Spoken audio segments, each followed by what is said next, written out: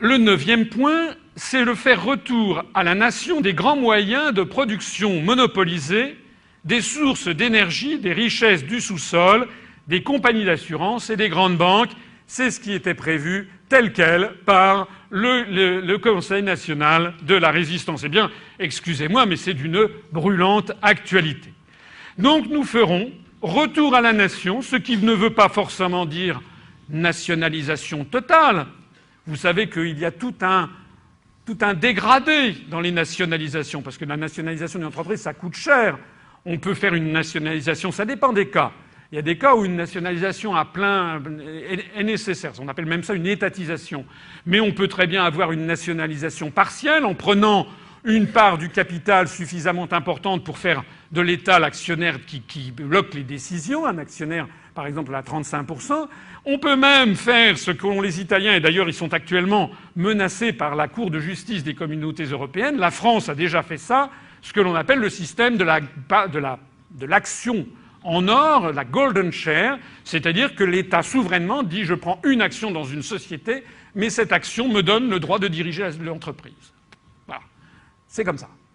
C'est donc on a tout un panel qui peut être utilisé selon les cas. Il faut arrêter de postuler l'impuissance des États, c'est-à-dire l'impuissance des peuples. Nous avons un discours qui ne cesse que de dire aux Français, comme à l'ensemble des peuples occidentaux, qu'ils sont impuissants.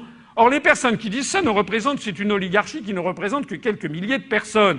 Donc ce sont les peuples qui doivent décider du retour à la nation. Alors, le retour à la nation que nous ferons, ça ne sera pas le programme commun de la gauche de 1981, mais ça sera un programme qui sera, je pense, acceptable par toutes les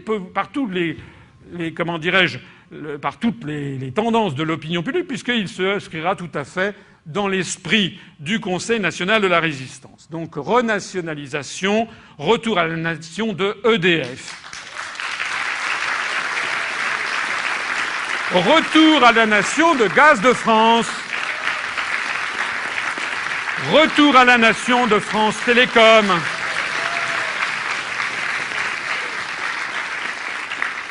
Il y aura peut-être un petit peu moins de suicides, d'ailleurs. Retour à la nation des sociétés d'autoroutes. Retour à la nation des sociétés de réseaux d'adduction d'eau. Retour à la nation de TF1, je l'ai déjà dit. Retour à la nation de Télédiffusion de France, je l'ai dit. Et retour à la nation de tout établissement financier qui sera secouru par les fonds publics. Ce qui ne veut pas dire une nationalisation généralisée de l'économie. Et que l'on soit bien clair, il y aura toujours des sociétés privées de radio et de télévision. D'ailleurs, c'est conforme au génie français. Vous savez que la France est un pays de juste mesure. Nous n'avons jamais été bons pour une société totalement étatisée. D'ailleurs, ça ne s'est jamais produit en France, ça aurait certainement donné de mauvais résultats comme ailleurs. Mais nous n'avons jamais été bons non plus pour une société entièrement privatisée. Je rappelle dans ma conférence sur l'histoire que les Français ont eu un goût pour l'État qui remonte à loin, et notamment pour la justice sociale et pour les établissements publics qui remontent à Saint-Louis, qui remonte à environ 1240-1245, lorsqu'il avait créé les établissements de commun profit, c'est-à-dire des hospices pour indigents, et où tous les Français, quelles que soient leurs conditions, étaient soignés comme on pouvait soigner quelqu'un en 1245, mais quand même, c'était un progrès considérable et qui a profondément marqué notre mentalité nationale. Et vous connaissez Jacques Coeur avec Charles VII, vous connaissez Colbert avec Louis XIV, vous connaissez les frères Pereire avec Napoléon III, vous connaissez aussi peut-être cette fameuse parole de Charles de Gaulle qui disait, pour des grands sujets, des grands projets en matière économique et industrielle, il disait « Il faut mettre de l'État là-dedans, sinon ça merdoit ».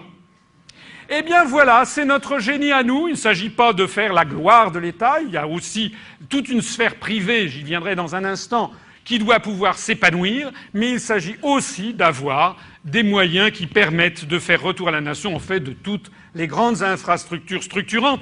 Et d'ailleurs, c'est justifié. C'est justifié parce que toutes ces entreprises, je pense par exemple à EDF, sont des entreprises, il suffit de lire, il y a une formidable interview de Marcel Boiteux, qui était l'ancien président de EDF, qui explique que ce sont des entreprises qui ont besoin d'avoir des raisonnements sur ultra long terme.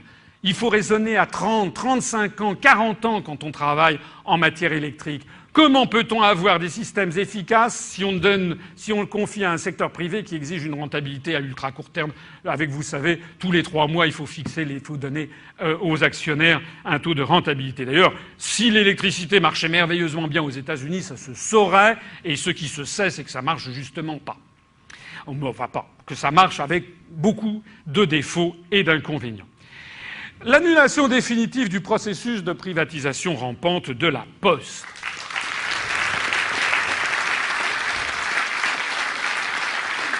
En vertu de quoi devrions-nous privatiser la Poste?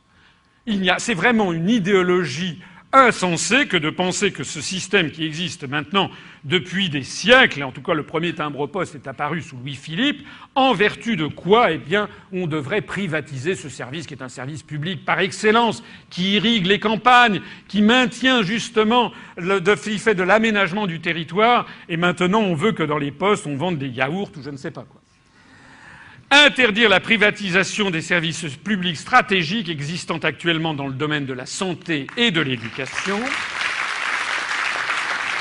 Et poser le principe constitutionnel, je l'avais dit tout à l'heure, je le répète, on inscrira dans la Constitution quels sont les services publics qui ne sont pas privatisables par nature: la Poste, les producteurs et fournisseurs de gaz et d'électricité, la SNCF, les autoroutes, les services d'adduction d'eau et les 2 premières chaînes de télévision nationale.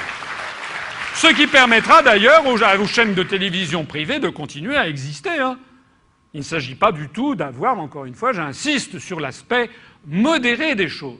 Seule l'inversion totale des valeurs que nous subissons permet de penser qu'un tel programme est un programme extrémiste. Pas du tout. C'est un programme tout à fait modéré, puisqu'il y aura de larges pans d'activités qui resteront au secteur privé, y compris d'ailleurs dans le secteur des médias. Donc il s'agit simplement de revenir à une juste mesure et tout simplement à des mesures de bon sens qui conviennent au peuple français.